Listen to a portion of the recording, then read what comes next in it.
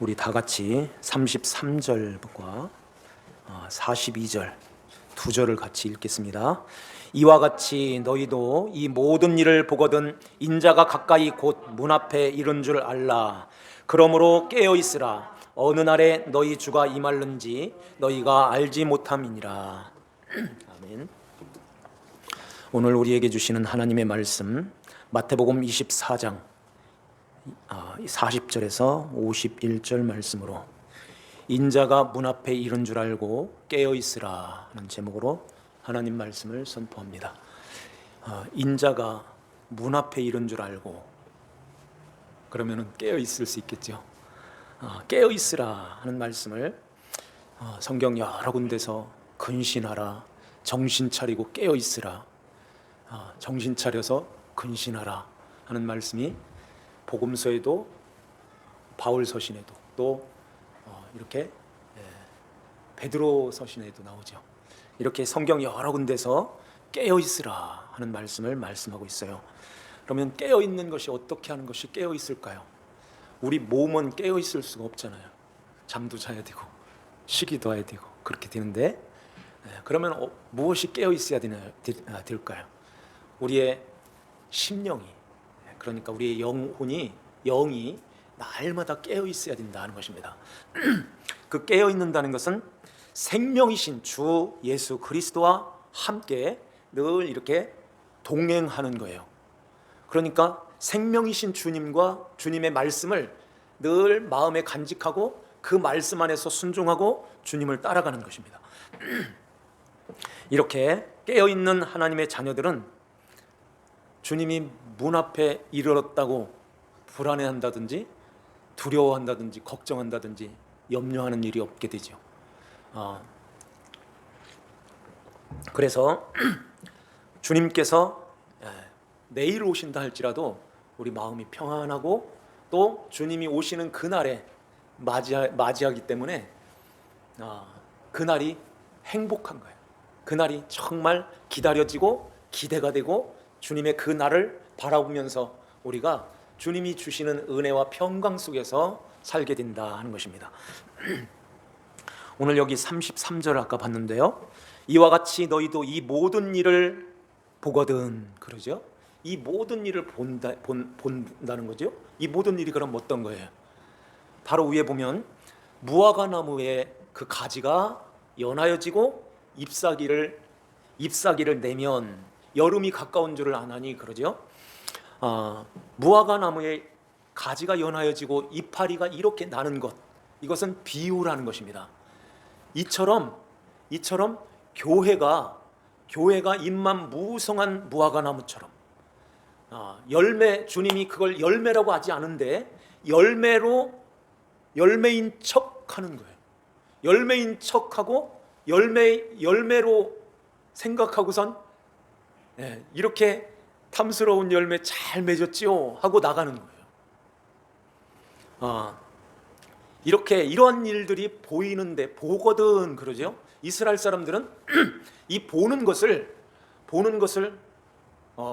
이렇게 눈으로 직관해서 이렇게 보는 것도 있지만은 마음으로 깨달아서 아는 것, 이것도 본다고 말을 하는 거예요. 그러면 우리가 그 무화과 나무처럼 이렇게 이게 열매지 하고 보이는 것이 그게 뭘까요? 우리는 하나님 앞에서 이렇게 그것을 진짜 속에 있는 그걸 봐야 되는데 그걸 보지 못하면은 미혹되고 유혹을 받고 넘어지고 이렇게 주님을 떠나게 되고 이런 일들이 벌어지게 된다는 것입니다. 그러면은 이렇게 눈으로 직관해서 이렇게 보이는 것, 그것은 뭘까요? 우리 한번 24장 24절 한번 볼까요? 거짓 그리스도들과 거짓 선지자들이 일어나 큰 표적과 기사를 보여 할 수만 있으면 택하신 자들도 미혹하리라. 그래요. 그러니까 이건 이렇게 눈으로 보여지는 거죠. 적 그리스도, 거짓 선지자들, 이러한 자들이 큰 표적과 기사, 이런 병을 고친다든지 이런 보여지는 그런 것을 통해서 이렇게 많은 사람들을 미혹한다고 하는데, 이것은 금방 우리가 적그리스도네, 거짓이네, 이단이네, 이게 금방 드러나서 금방 보이지요. 그런데 보이지 않는 게 있어요.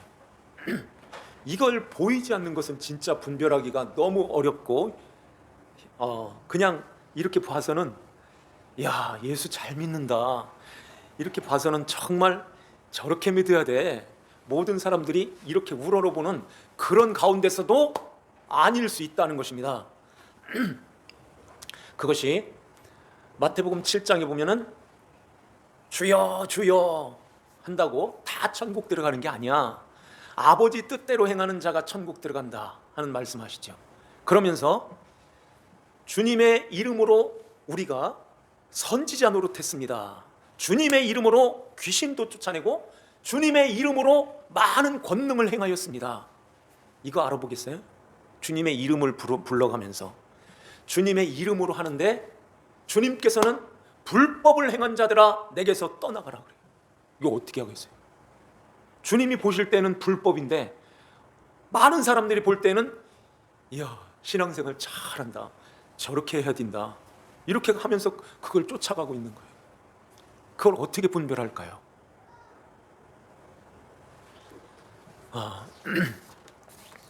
11절에 보면은 거짓 선지자가 많이 일어나 많은 사람을 미혹하겠으며 불법이 성함으로 많은 사람의 사랑이 식어지리라 그래요. 그러니까 거짓 선지자들이 많이 일어나서 많은 사람을 미혹하는데 불법이 성하여 불법이 성함으로 많은 사람의 사랑이 식어진대요. 그러면 사랑이 식어진다는 것은 부부간의 사랑이 식어지나 아니면은 사람들과의 관계 속에서 시기하고 미워하고 질투하고 이런 사랑이 식어진다는 말인가? 어떤 사랑일까요? 그것은 2차적인 거고, 진짜 사랑이 식어지는 것은 생명을 살리는 사랑, 이게 사랑, 이 사랑이 식어진다는 것입니다. 그러니까 복음의, 십자가의 복음의 사랑이 이렇게 흐려진다는 거예요. 왜 십자가만 믿어야 돼? 저렇게 나약하게 죽은 예수를? 이런 마음으로 그 사랑이 푹 식어져 가지고 진짜 거룩한 곳에서 이 십자가의 그 복음이 전해야 되는데 이 복음이 흐려지게 되면 어떤 모습일까요? 우리도 할 수 있어 하는 거예요. 우리도 하나님을 기쁘시게 할 수 있고, 우리도 하나님 앞에 나갈 수 있고, 이렇게 착하게, 이렇게 도덕적으로, 윤리적으로 바르게, 정직하게, 바르게 사는데, 그러면서 저 세상 사람들마저도 칭찬하는 거예요. 교회를 저 세상 사람들이 칭찬. 맞아, 교회는 저래야 돼. 가난한 사람들 저렇게 잘 돌보고 저렇게 해야지 교회가 교회다운 거지. 어떻게 가난한 사람, 헐벗은 사람, 그런 사람들을 이렇게 외면할 수가 있어? 그러면서 그걸 향해서, 그걸 함으로 인해서 나를 챙기는 거예요. 이렇게 되면, 이렇게 하면은 아우 나 힘들어 못해요. 아유 목사님 매일마다 왜 그걸 위해서 또 새벽 기도까지 나오라고 그래요? 못할 것 같죠?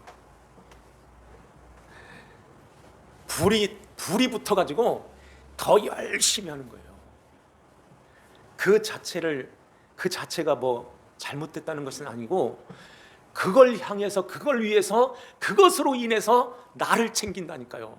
나를 자랑하게 되고, 내가 하나님 앞에서 이 정도 했다고, 이렇게 잘했는데, 이렇게 많은 사람들 앞에서 이런 권능을 행하고 귀신도 쫓아내고 많은 선지자 노릇하고 이렇게 했는데 거기에 주님이 계시냐 하는 거예요. 주님이 계시냐? 주님이 거기 계시냐? 그래서 주님께서는 내가 없는 곳은 다 불법이야 하는 거예요. 내가 없는 그 자리는 불법이라는 것입니다. 왜 사람들이 그것을 하면서 자기를 챙길까요? 하나님 앞에서, 하나님의 이 땅에서도 하나님의 그런 복을 이렇게 받아가지고 더 많이, 더 크게, 이렇게 되면 결국에는 어디를 향해서 가냐면은 이 땅에서도 잘해서 큰 자가 되고, 하나님 앞에 이렇게 드렸는데, 이렇게 했는데, 그래서 하나님 앞에 가서도 어떻게 하겠다는 거예요? 거기서도 높은 자리에 앉겠다는 것입니다. 이게 무화과 나무의 비유인 거예요. 이게 무화과 나무의 잎만 무성한 무화과 나무. 주님은 불법이라고 하는데 우리 모든 사람들은 박수치면서 잘한다고 하는 거예요. 그래서 교회가 그렇게 나가니까 부흥이 저렇게 됐대, 저렇게 큰 교회가 됐대. 그러니까 목사님들이 세미나를 해가지고 그걸 배우는 거예요. 그걸 배워서 우리 교회도 그렇게 하자, 우리 교회도 그렇게 하자. 그래서 손에 손잡고 교회들이 다 같이 거기를 향해서 가는 것입니다. 이러한 때가 되면, 이러한 것들을 너희들이 보면, 불법이 성하여져서 사랑이 진짜 사랑, 진짜 밥 먹여주고 이렇게 해주는 그런 사랑, 그 차원이 아닌 생명을 살리는 십자가의 그 사랑이 식어질 때, 그 사랑이 없어질 때 문 앞에 이른 줄 알아, 이런 말씀하시는 것입니다. 내가 문 앞에 이른 줄 알고 너희들은 깨어 있으라, 너희들은 깨어 있으라. 주님이 하나님의 택한 하나님 백성들에게, 이건 협박이 아닌 거예요. 무슨 공갈치는 것이 아니라 진짜 사랑의 아버지께서 사랑하는 아들 딸들에게 당부하는 거예요. 너희들은 깨어 있으라. 거룩한 것에 그 가증한 것이 서거든 깨어 있으라. 유대에 있는 자들은 산으로 도망가라 하는 말씀이 진리를 찾아서 거기를 향해서 가라 하는 말씀인 거예요. 이러할 때에 우리 아까 읽었던 말씀 한번 보시죠. 40절, 24장 40절, 41절 두 절 한번 읽겠습니다. 시작. 그때에 두 사람이 밭에 있음에 한 사람은 데려가고 한 사람은 버려둠을 당할 것이요, 두 여자가 맷돌질을 하고 있음에 한 사람은 데려가고 한 사람은 버려둠을 당할 것이니라. 아멘. 이것은 시간과 장소, 환경 이런 거 상관없이 주님이 오실 때에 어디에 있든지 언제든지 주님이 오실 때 다 주님을 맞이하게 된다 하는 말씀인 것입니다. 누가복음 17장에서는 그 밤에 둘이 한 자리에 누워 있음에 하나는 데려감을 당하고 하나는 버려둠을 당할 것이요 그래요. 여기에 밭에서 그리고 집안에서 맷돌질하고 저녁 식사 준비하는 거겠죠. 밭에서는 낮에 가서 일하는 거예요. 그리고 밤에 잠을 자는 거예요. 둘이 밤을 자는 거예요. 부부 사이가 부부간에 잠을 자는 것입니다. 맷돌질은 여자들이 하는 거니까 엄마하고 딸하고 같이 맷돌질하는 거예요. 밭에 나가서 일할 때는 뭐 이웃 사람하고 같이 가서 같이 일하는 것입니다. 밭에서 일을 하고 있다는 것은 회사에 가서 일을 하든지 아니면은 사업장에 가서 가게에 가서 바닷가에 가서 어디든지 가서 일을 할 때, 낮에 일을 할 때에 이런 일이 벌어지게 된다는 것입니다. 그리고 맷돌질 할 때, 맷돌질 한번 해보셨어요? 저도 어렸을 때 이게 이렇게 큰 맷돌이 이거 돌리려면은 진짜 여자들이 이걸 돌리게 되면 혼자서는 힘든 거예요. 그래서 양쪽에 이렇게 앉아가지고 맷돌 손잡이 잡고 같이 이렇게 돌리는 것입니다. 이 큰 돌을 돌린다고 생각해 보세요. 얼마나 힘들겠어요.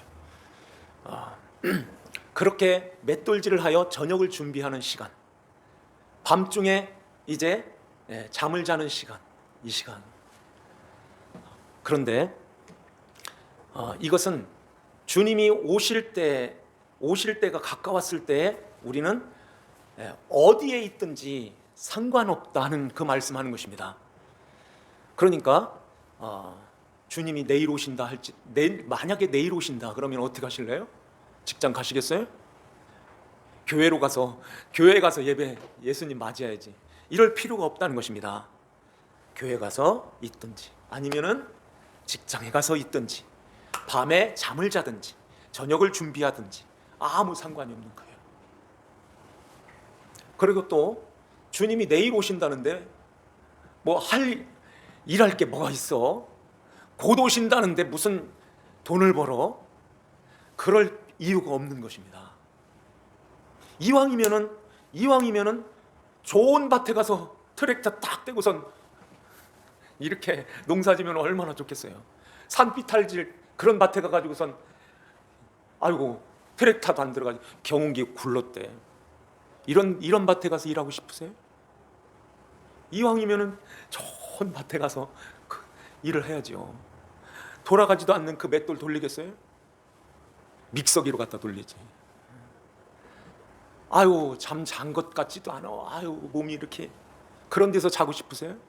야 편안한 침대에서 참 잘 잤다. 주님께서는 그런 것 가지고선 따지지 않습니다. 그것을 어떤 사람들은 죄악시 여겨 또 그렇지 않습니다. 좋은 집에서 좋은 맷돌 가지고 좋은 밭에 나가서 좋은 직장에서 공부 열심히 해서 우리가 그 일들을 하는 거예요. 그랬다고 주님께서 너는 좋은 밭에 가서 일했구나 그것 가지고 칭찬하시는 것이 아닌 거예요. 거기에 있든지 여기에 있든지 저녁을 준비하든지 잠을 자든지 그거 상관없이 거기에 있든지 어디에서 있다고 해도 주님이 오실 때에 중요한 것은 예수 그리스도 주님을 주인으로 모시고 주님의 종으로서 주님의 말씀을 받고 주님과 늘 지금 함께 가고 있냐 하는 것입니다. 깨어 있냐 하는 거예요. 생명이신 살아계신 주님과 함께 있는 것이 깨어 있는 거지 하나님과 이렇게 멀리 떨어져 가지고서 나 혼자 죽어 있는데 그가 어떻게 깨어 있는 그 신앙생활을 하겠어요? 죽어 있는데. 탕자가 아버지의 분깃을 받아 가지고 아버지 분깃 주세요 하니까 청 내주잖아요. 똑같은 거예요. 우리가 이 세상으로 보내질 때 아버지께서 보내실 때 너는 이런 좋은 밭에 가서 일해 이런 분깃을 우리에게 주는 것입니다. 우리는 거기서 무엇을 알아야 되냐면은 야, 이 좋은 밭이야. 여기서 눌러가지고선 여기서 사업 잘 해가지고 내가 주를 위하여 멋지게 드려야지. 탕자가 사업 잘 해가지고선 아버지한테 멋지게 이런 모습으로 아버지가 그걸 기대했을까요? 그걸 기대하고 탕자를 보냈을까요? 다 허비하고 탕진할 것을 알고 보내는 거예요. 그래서 돌아올 때 완전 거지가 돼가지고 이렇게 남루한 옷을 입고 거지가 돼가지고 왔을 때 놀래면서 아버지가 준 거 다 어디 있어? 이런 말 한마디 하지 않으시잖아요. 거기에 하나님 아버지는 거기에 관심이 없어요. 탕진? 내가 너한테 준 거 이건 이만큼밖에 안 되는 거야. 내 건 이렇게 많은데 아버지야. 그래야 되는 것입니다. 그 대신에 나를 알고 아버지를 알고 아버지 앞에 나오는 것입니다.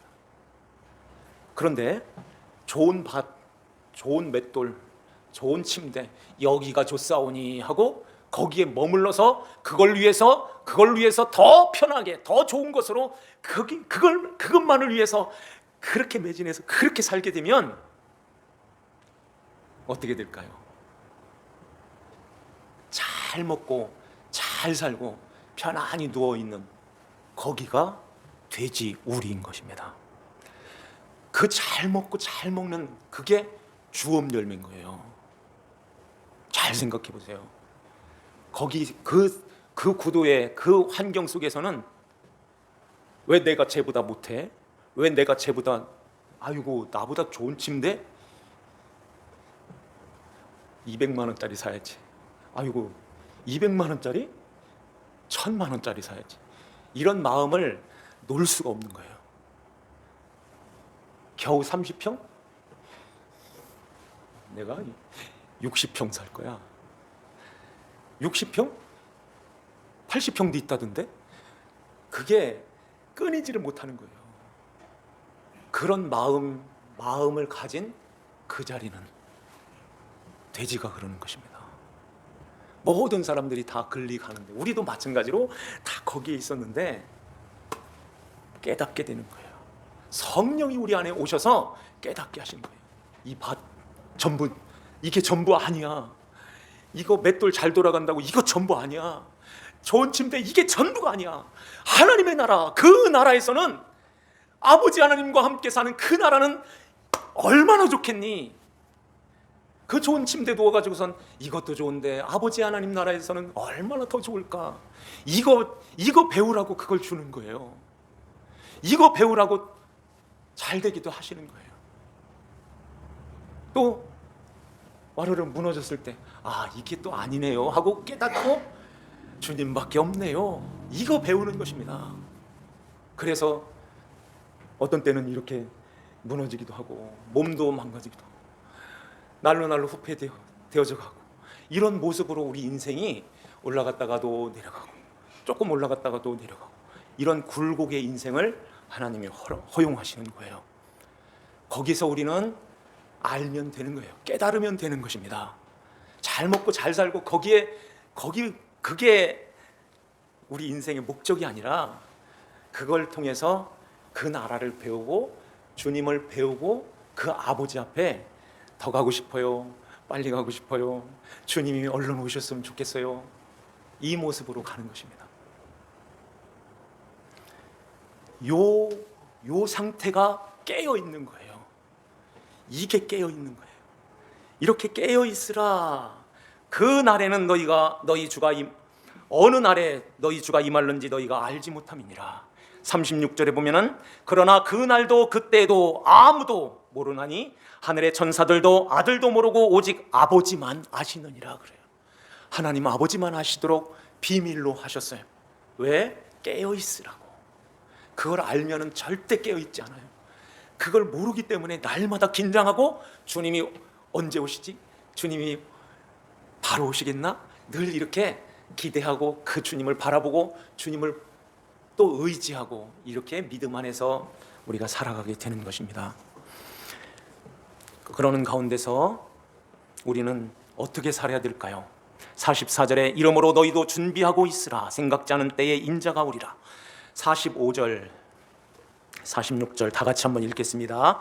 충성되고 지혜 있는 종이 되어 주인에게 그 집 사람들을 맡아 때를 따라 양식을 나눠줄 자가 누구냐? 주인이 올 때에 그 종이 이렇게 하는 것을 보면 그 종이 복이 있으리로다. 아멘. 그 종이 복이 있으리로다. 이렇게 해서 복을 받는 게 아니라 먼저 복이 떨어지는 거예요. 원문에 보면은 그 마태복음 5장에 보면은 심령이 가난한 자는 복이 있나니 천국이 저희 것이며 하면서 8가지가 나오지. 거기에서 또 복이 먼저 떨어져. 복이 있으라 심령이 가난한 자여 너희가 천국을 소유하게 된다. 이렇게 말씀하는 것입니다. 복이 먼저 떨어지는 거예요. 이 복이 어떤 복일까요? 예수 믿는 복. 예수 그리스도를 주님이 찾아오심으로 복이 된 자들인 거예요. 주님이 찾아오셔서 복이 된 자들은 이렇게 살게 된다 하는 말씀하는 것입니다. 그래서 우리 마음에 진짜 그 복을 간직한, 그래서 깨어있는 하나님의 백성들은 어떻게 살까요? 주인의 집에 있는 그 사람들을 맡아서 양식을 나눠주는 자로 사는 거예요. 그래서 주님의 택한 하나님의 백성들, 우리는 잘 모르지요. 그렇지만 모두가 다 하나님 택한 백성이라고 우리는 여기고 가서 복음을 전해주고 이 양식을 나눠주고 먹여주는 것입니다. 어떻게 해요? 충성되고 지혜 있는 자가 되어서 우리의 마음에 복이 있는 자는 그 마음을 이렇게 간직하게 되는데, 진짜 우리 주위에 우리의 형제 중에 우리 부모님들 중에 아니면 우리의 친구들 중에 이웃 중에 아직도 예수를 믿지 않고 아직도 이렇게 굶주려 있는 그 영혼들을 바라보면서 우리가 어떤 마음을 갖느냐 하는 거예요. 그들을 위해서 진짜 기도하고 있습니까? 그들에게 생명의 양식 하나라도 이렇게 먹여주고 싶은, 진짜 그 먹을 양식이 없어서 주림이 아니요 마실 물이 없어서 가람이 아니라 여호와의 하나님의 말씀이 없어서 줄여서 지금 기진하여 다 죽어가는 저 영혼들을 바라보면서 우리 마음에 그 마음이 없으면 복 있는 자입니까? 그 마음이 없는데 어떻게 예수 믿는다고 하는 거예요? 아닌 거예요. 저도 마찬가지고 이렇게 말씀을 전해주는 이 말씀을 그냥 인터넷 들어가면 다 짜집기 해가지고 할 수 있어요. 얼마든지 그렇게 할 수 있어요. 그런데 그렇게 하면 표시가 나. 금방 알아보잖아요. 근데 그렇게 하지 않고 하나님 가르쳐 주세요. 하나님, 주님의 집에 있는 그 하나님의 백성들, 그들에게 양식을 잘 나눠줄 수 있게, 양식으로 먹일 수 있도록 생명의 그 말씀 주세요. 이렇게 기도하면서 말씀을 그래도 잘 먹여야 되겠다는 그런 마음이 제 마음에는 충만해 있어요. 주님이 주신 그 마음이 가득하여 있어요. 안 믿어도 괜찮아요. 근데 제 마음에는 진짜 그 마음이 있어요. 우리가 주님의 귀한 말씀을, 저도 그런 마음을 가지고 전한다면 이 말씀을 잘 받아가지고 다른 사람에게도 또 가서 전해주고, 전해줄 시간이 없으면 유튜브에 이런 말씀이 있는데 이거 한번 들어보시라고 이렇게 해서도 전해줄 수도 있고, 아니면 성경책 피고서 우리는 다 이런 죄인입니다, 이것으로는 하나님 앞에 갈 수가 없습니다, 하나님이 우리를 사랑하셨습니다, 예수님이 우리의 모든 죄를 담당하셨습니다, 예수 믿으세요, 예수 믿고 나랑 같이 천국 가요. 이렇게 주님의 복음을 전해줄 때 이 생명의 양식을 전해준 자들은 어떻게 될까요? 47절에 내가 진실로 너희에게 이르노니 주인이 그의 모든 소유를 그에게 맡기리라. 모든 소유를 그에게 맡긴다 그래요. 뭐 하나님 나라에서 높은 자리에 올려주겠다는 그런 말이 아니라 더욱더 주님의 말씀으로 풍성하게 더 잘할 수 있도록 그렇게 해주시겠다는 것입니다. 그리고 그 나라, 하나님의 나라를 예수 그리스도와 같은 동률로, 하나님 예수님과 같은 상속자로 그 나라를 유업으로 받게 된다는 것입니다. 그래서 영원히 아버지의 나라에서 영원히 하나님 아버지와 함께 거기서 살게 되는 거예요. 주님이 오실 때가 가까웠는데, 주님이 우리를 맞이러 오실 때 누구를 데리러 오실까요? 지난주에 잠깐 말씀드렸는데, 자기를 높이는 자는 낮아진대요. 자기를 낮추는 자는 높아진대요. 이 높인다는 말은 들린다는 말이에요. 이 세상에 그러한 것으로 살지 않고 들려서 하늘의 것으로 살게 된다 하는 것입니다. 왜 10드라크마, 그 10드라크마에서 한 드라크마를 잃어버렸을 때 그 하나를 그렇게 그 여인이 찾을까요? 그래서 쓸기도 하고 막 이렇게 해서 어디 있나 막 이렇게 온 집안을 다 두려서 그 열을 채우는 것입니다.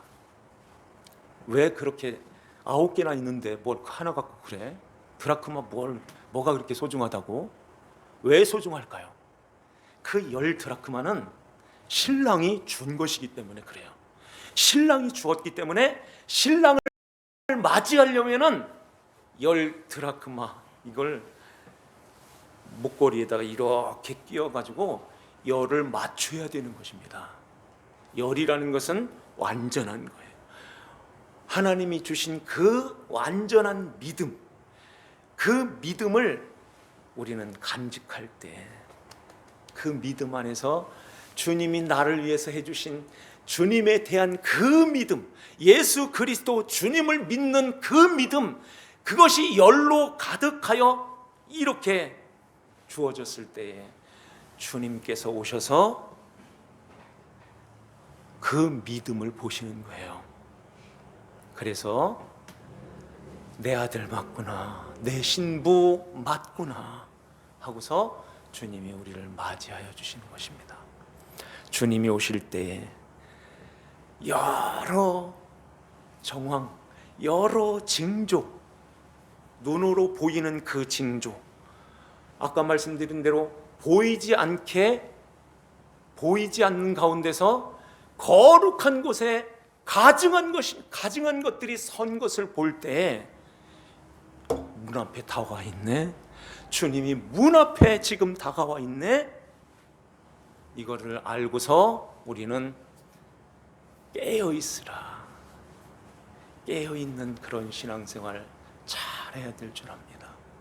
주님이 진짜 오실 때가 가까워 있어요. 코로나